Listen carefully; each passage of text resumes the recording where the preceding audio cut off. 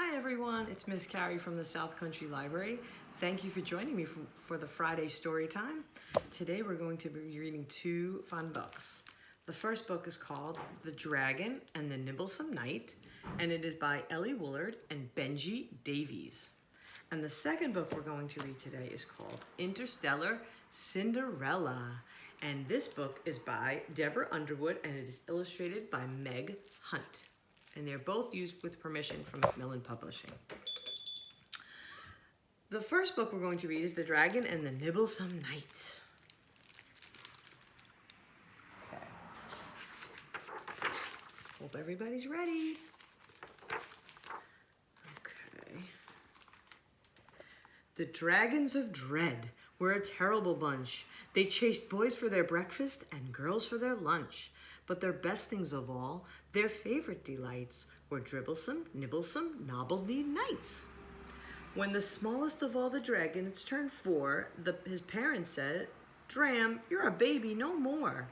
This nest's getting cramped and you've never once flown. Now go find a Nibblesome Knight of your own." So Dram stretched his wings and he started to flap. But the lightning went flash and the thunder went clap. Ooh, he looked scared. It hailed and it galed and the winds looped and curled and they whisked Dram away to the end of the world, where he thumped and he bumped and went bounce, clatter, crash, and he fell in a lake with a fountainous splash. Oh no. Now, watching the skies by the edge of the shore was young James, who had not seen a dragon before, and he cried, "What was that? It's some rare kind of duck. It seems to be hurt. What to do? What bad luck?" So he took off his armor and said with a grin, "I'm coming to help you," and waded right in. "A lad," muttered Dram. "Well, he might taste all right, though my mom said I must nab a Nibblesome Knight." And he stretched out a claw, then suddenly stopped. His leg was all bent, and his paw simply flopped. "Oh, ducky," cried James, "why, you poor injured thing, sit yourself down and I'll make you a sling." Oh, that's so kind. He's making his sling to help his arm.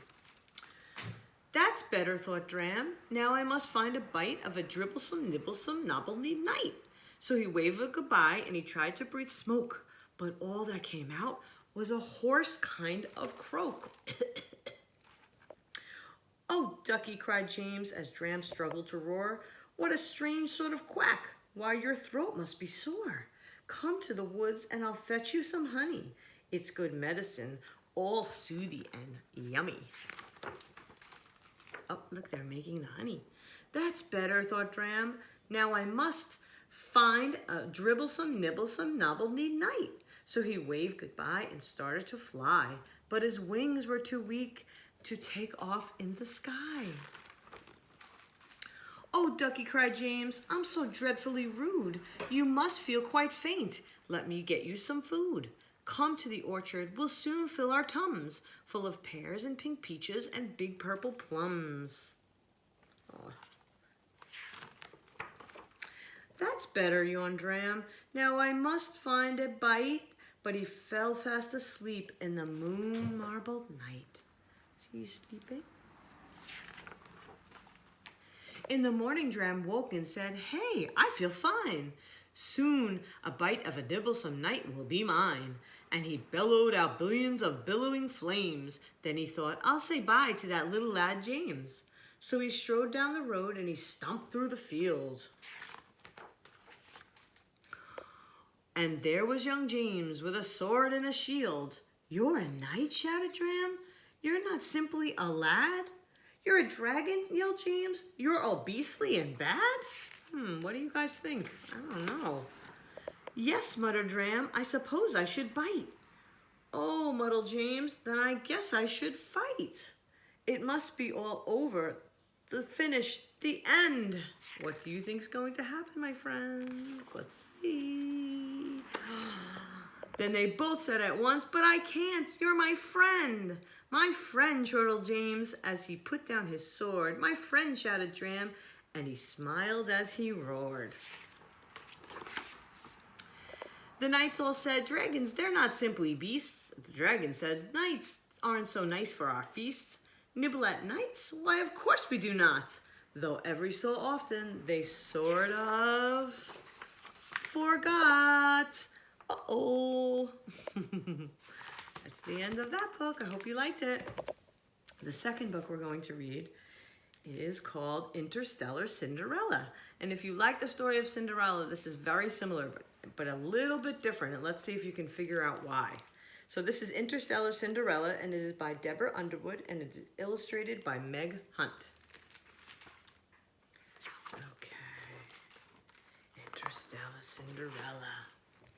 Once upon a planetoid, amid her tools and sprockets, a girl named Cinderella dreamed of fixing fancy rockets. She fixed the robot dishwashers and zoom rooms in her care, but late each night she snuck away to study ship repair. She seems pretty smart. One day her wicked stepsisters came dashing in excited. The Princess Royal Space Parade, our family's invited. I wish that you could come, my dear. Alas, no room. Although, why don't you fix that broken ship and fly it to the show? Maybe she'll do that. She'll fix her ship. My toolbox, Cinderella cried. We're stranded here, I guess. But Murgatroyd the mouse sent out a cosmic SOS. See, they left her there. Not very nice. I'm here, your fairy god robot. I'll make you brand new tools. You'll need a spacesuit too, of course. Atomic blue with jewels. This power gem will speed your ship across the starry sky. It only lasts till midnight. After that, your ship won't fly. Oh, thank you, Cinderella said. She quickly fixed the rocket, then tucked the sonic socket wrench inside her spacesuit pocket. She's super smart. She zoomed past stars and nebulae and parked beside a moon. The space parade was glorious. Each starship made her swoon. At last the royal ship approached. Her heart was filled with yearning. The ship of Cinderella's dreams. But heavens, what was burning? Oh no. The prince's spaceship jerked and hissed and spewed a cloud of grit. The prince hopped out. Oh blast, what now? My chief mechanic quit. Oh no, how's he gonna fix his ship? Who do you think's going to fix his ship? I bet I can guess. But Interstellar Cinderella knew just what to do. She zip-zapped with her socket wrench. The ship was good as new. The prince invited her aboard. Last stop, Galactic Hall. He said, I hope you'll join me for the gravity-free ball. Ooh. Then they talked for hours of rocket ships. The time went whizzing by. Then Cinderella saw the clock and said, I have to fly. But wait, the prince called after her. Please tell me how to find... The girl was gone, but she had left her socket wrench behind.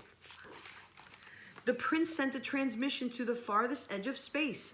I'll search the cosmos for her. How I wish I'd seen her face.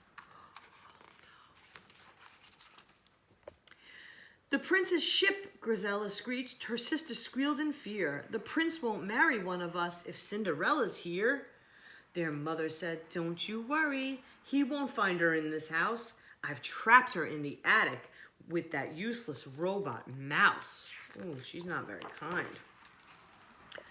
The prince's cargo door revealed a broken craft within. The girl I seek can fix a ship. So, who'd like to begin? He gave the sonic socket wrench to one, then to the other. Alas, they couldn't fix the ship, and neither could their mother. Uh-oh. So it wasn't them. Cinderella struggled, but the space rope held her tight till Murgatroyd's robotic teeth cut through it with one bite. The ship, it's leaving. Wait, what's this? She made a fast repair.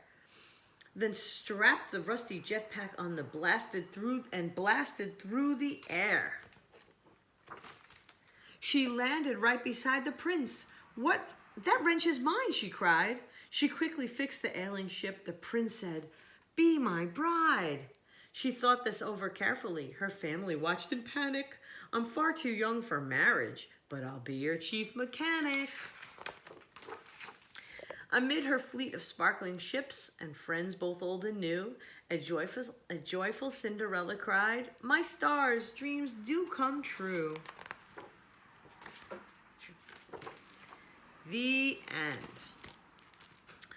So that's it, boys and girls. I hope you like my stories, and I will see you next Friday for our usual story time. Take care and have a great day.